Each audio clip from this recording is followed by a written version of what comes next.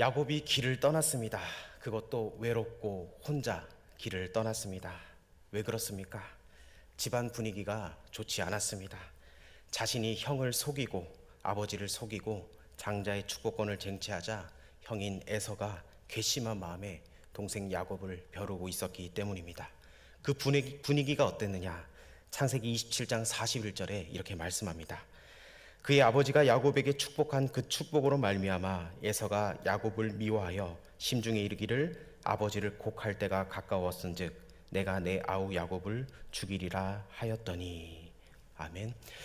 아주 살벌한 분위기였기 때문에 야곱은 야반도주를 하여서 종 하나도 데려가지 못하고 자기 몸 하나 달랑 챙겨서 도망가고 있습니다. 그 길이 얼마나 두려웠겠습니까? 형 에서와 달리 야곱은 집 밖으로 돌아다니는 사람이 아니었습니다. 집안에만 곱게 자란 얌전한 사람이었습니다. 그런 그가 집을 떠나 혼자 길을 떠났습니다. 얼마나 불안했겠습니까? 광야에서 홀로 잠이 드는데 그렇게 서러울 수가 없었습니다. 광야의 밤은 무섭고 춥고 외로웠습니다.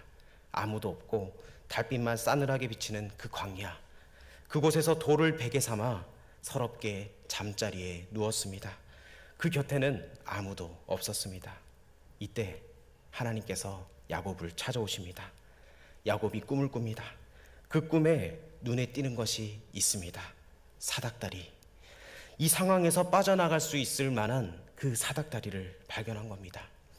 하나님께서 야곱을 건지시려고, 야곱을 찾아오시려고 놓으신 그 하나님의 사닥다리입니다. 진퇴양난에 이럴지도 못하고 저럴 수도 없는 그 어려움에 빠진 야곱의 삶 속에서 하나님께서 놓으신 그 하나님의 사닥다리입니다. 불안하기 짝이 없는 그 두려운 처지의 인생, 야곱을 돕기 위해서 하나님께서 놓으신 하나님의 사닥다리입니다. 우리가 선택받았다, 우리가 구원받았다는 것은 바로 이 사닥다리가 우리 자신의 삶 속에 내려져 있기 때문입니다.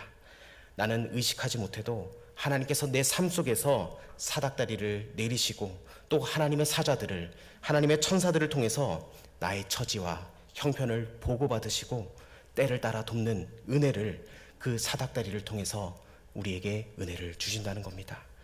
그러기에 그 사닥다리는 기도로 표현이 됩니다. 내가 기도하려고 하나님 앞에 섰을 때, 하나님 앞에 앉았을 때 그 사닥다리를 통해서 하나님과 내가 교제를 하기 시작하는 겁니다. 내가 마음속으로 생각하고 울부짖는 것들, 하나님의 천군 천사를 통해서 다 보고받으시고 내 마음의 간절함도 다 파악하시고 내게 가장 좋은 것으로 허락해 주시는 그 은혜입니다. 기도는 바로 이런 영적 교류, 하나님의 사닥다리를 통해서 나의 삶이 하나님께 올려지고 하나님의 축복과 은혜가 내게 내려오는 시간인 줄 믿습니다. 이 사닥다리가 분명한 사람은 결코 현실에 빠져 절망하지 않습니다. 내 힘으로 현실에서 빠져나오려고 하지만 발버둥 치면 칠수록 계속 빠져드는 것이 우리의 현실입니다. 여러분, 우리 인생 누가 주관해 주십니까? 바로 하나님이 주관해 주십니다. 내 힘으로 살려고 하면 어떻습니까? 더 큰 어려움이 다가오고 결국에는 포기하게 됩니다. 그러나 우리 하나님께서 함께 하시면 우리는 그 어려움도 이겨낼 수 있다는 겁니다. 하늘에서 내려온 이 사닥다리를 붙잡고 살아가는 사람들은 더 이상 현실 속에 빠져들지 않습니다. 진흙벌 같은 이 땅에서도 천국의 삶을 살아간다는 겁니다. 다른 건 몰라도 이 하나님의 보좌에 닿은 사닥다리만큼은 여러분에게 분명하고 선명하게 되기를 주님의 이름으로 축복합니다. 이 사닥다리를 통해서 현실의 어려움을 극복하는 힘을 얻는 저와 여러분 되길 원합니다. 그 사닥다리 꼭대기에 닿아 계신 하나님께서 야곱에게 말을 걸어오십니다. 그런데 오늘 말씀을 읽어보니까 하나님과 야곱은 처음 만나는 것 같습니다. 말로만 듣던 하나님, 귀로만 듣던 하나님, 그 하나님을 직접 만나는데 하나님께서 자신을 소개합니다. 사람들은 누구나 자신을 소개할 때 부풀리기를 좋아합니다. 내가 왕년에 이런 사람이었다고, 이런 경력을 가지고 있었다고, 내가 이렇게 하고, 내가 이름만 대면 누구를 알고 그 사람이 나랑 무슨 사이였다, 그런 말을 많이 합니다. 누구나 다 처음 만난 상대에게 자기를 좋게 포장하고 싶어하고 거창하게 하고 상대방을 누르려고 내가 잘났다는 것을 표시하려고 강조하고 싶어하는 것이 사람의 본심입니다. 하나님께서 야곱을 처음 만나서 자신을 소개하는데 뭐라고 소개하실까요? 나는 내가 이 세상을 내가 만들었어. 난 거룩하고 완벽한 존재고 이 세상의 주권자고 심판주요 알파요 오메가라. 그렇게 하실 것 같은데 우리 주님은 그렇게 하지 않으셨습니다. 오늘 본문 13절에 보니 나는 여호와니 너의 조부 아브라함의 하나님이요 이삭의 하나님이라 이렇게 말씀합니다. 그 엄청나면서도 많은 자신에 대해서 소개를 생략하고 뭐라고 말씀하십니까? 나는 네 할아버지의 하나님이고 너의 아버지의 하나님이다. 하나님이 얼마나 가깝게 다가옵니까? 성경에 너의 조부 아브라함의 하나님이요 이삭의 하나님이라고 표현되어 있는데 이사야 41장 8절에 이렇게 소개하고 있습니다. 그러나 나의 종 너 이스라엘아 내가 택한 야곱아 나의 벗 아브라함의 자손아. 아멘. 아브라함을 하나님께서는 벗 친구라고 하시면서 그의 후손들을 향해서 너의 벗 아브라함의 자손아 이렇게 말씀하십니다. 내 친구 아브라함의 자손아, 얼마나 정겹게 하나님께서 다가오고 계십니까? 여기에 계신 믿음의 아버지, 믿음의 어머님들 끝까지 믿음 생활 잘하셔서 여러분의 자녀들에게 하나님께서 자신을 소개하실 때 나는 네 아버지의 친구, 네 어머니의 친구 하나님이란다 이렇게 소개될 정도로 신앙생활 잘하는 저와 여러분 되길 원합니다. 이보다 더 큰 유산, 그보다 더 큰 축복이 어디 있겠습니까? 내 아들, 내 딸이, 내 손주가 삶의 어려움에서 어쩔 줄 몰라야 할 때 하나님께서 찾아가셔서 나는 네 아버지, 네 어머니가 섬기던 그 하나님이란다. 내가 너를 도와줄게 하는 복을 후손들에게 남겨줄 수 있는 저와 여러분 되길 원합니다. 이렇게 자신을 가깝게 소개하신 하나님께서 바로 뭐라고 말씀하십니까? 우리 14절을 다시 한 번 더 읽어보도록 하겠습니다. 시작. 내 자손이 땅에 티끌같이 되어 내가 서쪽과 동쪽과 북쪽과 남쪽으로 퍼져나갈지며 땅의 모든 족속이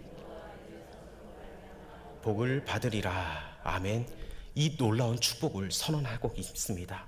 그런데 이 축복을 가만히 보면 그게 모두 야곱의 조부 아브라함에게 약속하신 축복의 말씀이라는 겁니다. 창세기 12장 2절과 3절에 이렇게 말씀합니다. 내가 너로 큰 민족을 이루고 내게 복을 주어 내 이름을 창대하게 하리니 너는 복이 될지라. 너를 축복하는 자에게는 내가 복을 내리고 너를 저주하는 자에게는 내가 저주하리니 땅의 모든 족속이 너로 말미암아 복을 얻을 것이라 하신지라. 아멘. 그러니까 아브라함에게 내리신 축복 그 아들 이삭에게도 그대로 이어졌고 이 장자 축복을 그렇게 사모하던 야곱에게도 그대로 이어졌음을 하나님께서 공식적으로 선언해주고 계십니다. 이제 야곱은 명실공히 아브라함의 하나님, 이삭의 하나님, 야곱의 하나님이라는 놀라운 호칭 속에 들어가게 된 겁니다. 하나님께서 그걸 인정해 주십니다. 좋은 믿음의 가정에 흘러내려오는 장자의 축복권을 보장해 주십니다. 게다가 여기서 끝나지 않고 야곱의 외롭고 불안한 현실을 보시고 그에 걸맞는 축복을 보너스로 더해 주십니다. 우리 15절 말씀을 다시 한 번 더 읽어보도록 하겠습니다. 시작. 내가 너와 함께 있어 내가 어디로 가든지 너를 지키며 너를 이끌어 이 땅으로 돌아오게 할지라. 내가 내게 허락한 것을 다 이루기까지 너를 떠나지 아니하리라. 아멘. 이 축복이 어려운 현실 속에서 앞길을 찾고 있는 성도들에게 동일하게 다가오는 하나님의 축복이 되기를 간절히 소망합니다. 내가 내게 허락한 것을 다 이루기까지 내가 너를 떠나지 아니하리라. 이런 축복이 저와 여러분의 삶 속에 가득하길 원합니다. 야곱은 꿈을 꿨습니다. 외롭고 처량하고 진퇴양난의 환경 속에서 그는 꿈을 꾸었습니다. 사실 눈 떠봐야 별 볼 일이 없었습니다. 그저 살벌하고 외로운 현실일 뿐이었습니다. 차라리 눈을 감고 잠에 빠지는 게 더 나을 상황입니다. 그런 상황에서 꿈을 꾸게 됩니다. 어쩌면 그 꿈은 개꿈이 될 수도 있습니다. 별난 꿈을 다 꿨네 하고 지나칠 수 있는 꿈일 줄도 모릅니다. 그러나 그 꿈에 의미 없이 지나가는 꿈이 아닌 그의 삶을 뒤집을 만한 그에게 엄청난 비전과 소망을 줄 수 있는 꿈이 되었다는 겁니다. 그것이 무엇입니까? 오늘 말씀에 인상적인 야곱의 자세가 나타납니다. 야곱은 꿈속에서조차 아주 강한 욕구, 아주 강렬한 소망을 표현하고 있습니다. 바로 사닥다리가 보이는 장면입니다. 우리 12절과 13절을 다시 한 번 더 읽어보도록 하겠습니다. 시작. 꿈에 본즉 사닥다리가 땅 위에 서 있는데 그 꼭대기가 하늘에 닿았고, 또 본즉 하나님의 사자들이 그 위에서 오르락내리락하고, 또 본즉 여호와께서 그 위에 서서 이르시되 나는 여호와니 너의 조부 아브라함의 하나님이요 이삭의 하나님이라. 내가 누워 땅을 내가 너와 내 자손에게 주리니. 아멘. 여기에 보면 빨간색으로 뭐라고 써 있습니까? 본즉, 또 본즉, 또 본즉. 이것을 영어 성경에 보면 behold 이렇게 표현하고 있습니다. 이 말은 집중해서 보는 겁니다. 보고 또 보고 또 보고 다시 보는 것. 그의 영적 관심이 꿈속에서조차 점점 집중되어 있음을 표현하고 있습니다. 그저 놀라운 장면이네, 아이 무섭다 하고 주저앉은 것이 아니라 아주 강한 호기심과 아주 강한 의욕으로 한 번 본 것으로 만족하지 않고 이게 도대체 어떤 일이지? 이게 도대체 무슨 뜻이지? 하면서 보고 또 봤다는 겁니다. 그런 적극적인 자세를 보고 있습니다. 그리고 사닥다리 위로 한 계단 한 계단 올라가는 모양새입니다. 영적 욕구가 아주 강한 야곱의 자세입니다. 한 번 기도해서 안 되면은 두 번 기도하고, 두 번 기도해서 안 되면 세 번 기도해서 하는 이런 아주 적극적인 기도의 자세가 나온다는 겁니다. 그러기에 그가 보고 또 다시 볼 때마다 그의 꿈은 전진해 가고 있다는 겁니다. 단순한 사닥다리가 보이고 그게 뭔가 하여 또다시 주목하여 보니 그 사닥다리 위에 천사들이 오르락내리락하고, 그것만 봐도 기가 막힌 장면인데 여기에 머무르지 않고 또 다시 집중해서 보니까 하나님께서 축복하시는 장면, 하나님의 보좌까지 보게 된 것입니다. 우리는 왜 못 봅니까? 애당초 보려고 하지 않기 때문에 아닙니까? 우리는 왜 깨닫지 못합니까? 깨달으려고 조차 하지 않는 우리의 모습은 아닙니까? 우리의 관심은 여기에 있어야 되는데 다른 데 있습니다. 그냥 교회 왔다가 그저 가는 것. 예배 시간이 조금 길면은 아이고 왜 이렇게 늦게 끝나나, 빨리 가서 드라마 봐야 되는데, 그런 마음 가지고 있다면 우리의 신앙생활이 잘못된 겁니다. 예레미야 33장 3절에 너는 내게 부르짖으라, 내가 내게 응답하겠고 내가 알지 못하는 크고 은밀한 일을 내게 보이리라, 이렇게 말씀하십니다. 우리가 부르짖고 또 부르짖으면 하나님께서 반드시 우리에게 크고 은밀한 일을 보여주신다고 약속하셨습니다. 이렇게 야곱이 강한 영적 의욕을 갖고 본즉 또 본즉 또 본즉 이렇게 할 때 하나님께서 이에 야곱에게 큰 축복을 주셨습니다.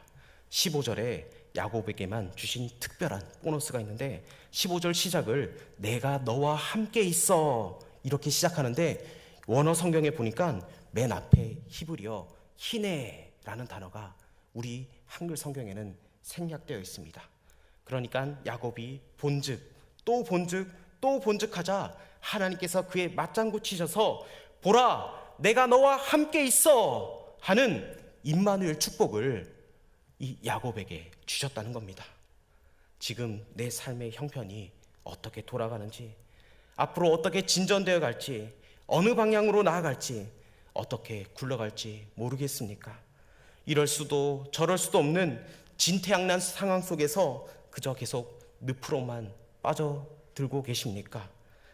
영적으로 심란한 상태는 아니십니까? 분명 우리 아버지, 어머니, 할아버지, 할머니의 아름다운 헌신이 있었고 그분들을 향한 하나님의 축복이 있는데 왜 그 자손인 나는 별 볼 일이 없는 겁니까? 우리는 관심을 가지지 않습니다. 보고 또 보고 하는 이 자세가 없다는 겁니다. 하나님의 영적 사다리에서는 관심이 있을 때 모든 역사와 기적이 시작될 줄 믿습니다. 외롭고 처량하게 아무도 없는 광야에서 그것도 돌을 베개 삼아 잠이 든 그 불쌍한 신세 야곱. 그러나 야곱은 기회가 주어질 때 강한 영적 욕구가 자리 잡아서 하나님께서 그를 찾아와 주시자 그 기회를 놓치지 않고 보고 또 보고 또 보고 하여 마침내 하나님의 감동을 잡아냅니다. 그리고 야곱의 삶은 비로소 공식적인 하나님의 축복을 받게 됩니다. 여러분, 엉뚱한 데서 헤매지 말고 하나님의 성전으로 나오길 원합니다. 그 옛날 야곱은 성전이 없었기 때문에 광야에서 홀로 돌베개 베고 자다가 하나님을 만났지만 이제는 하나님께서 그런 고생하지 말라고 우리에게 친히 성전을 준비하고 계시고 그 성전에서 만나자고 하십니다. 그것도 시간을 정해 주셔서 그 기도 시간에, 예배 시간에 만나자고 하십니다. 지난주 목사님께서 금요 은혜밤 때 말씀하신 것처럼 새벽 기도의 시간에 나오길 원합니다. 장로님들, 안수 집사님들, 권사님들 기도하셔야 됩니다. 물론 여기 나오신 분들은 다들 기도하시는 분이지만 옆에 같이 임직받은 장로님들, 안수 집사님들, 권사님 있다면 권면하셔야 됩니다. 기도해야지 살지, 기도 안 하면은 우리는 살 수가 없습니다. 그걸 깨달아야 됩니다. 기도하는 자가 사는 겁니다. 기도하는 교회가 부흥하는 교회입니다. 기도의 자리가 얼마나 중요합니까? 하나님과의 그 만남의 자리가 우리에게 가장 소중합니다. 제발 영적인 잠을 깨어 일어나길 원합니다. 기도할 때도 하나님 저 왔다 갑니다 이렇게 기도하는 것이 아니라 좀 묵직하게 앉아서 성령의 감동을 구하면서 기도하길 원합니다. 그리고 뭔가 잡히듯 하거나 하나님께서 뭔가 감동을 조금이라도 주시면 그걸 붙잡고 이게 뭐지? 또 보고 또 보고 또 보고 하여서 그 은혜, 그 감동이 점점 하나님의 사닥다리를 타고 올라가서 하나님의 보좌까지 이어지도록 하는 기도를 드리기를 원합니다. 그리하여 저 높은 곳으로 향하여 날마다 나아갈 수 있는 하나님의 자녀 되길 주님의 이름으로 축복합니다. 하나님께서 찾아오시거든 그 기회를 잡으십시오. 여태까지 어떻게 살아왔든지 상관없습니다. 중요한 것은 하나님께서 사닥다리를 내게 허락하시고 내 인생에 가장 벅차고 힘들고 외로울 때 내게 찾아오셔서 나는 네 아버지의 하나님, 네 어머니가 섬기던 하나님이다 하는 그 음성을 들을 수 있는 저와 여러분 되기를 원합니다. 하나님을 사랑하는 여러분, 시간을 정하여 기도하여서 주목하고 또 보고 또 보고 또 보고 하여서 하나님의 역사와 사인에 주목할 수 있는 저와 여러분 되기를 원합니다. 그리하여 영적 사닥다리, 하나님의 사닥다리를 통해서 응답과 축복의 역사가 있길 주님의 이름으로 축복합니다. 아멘.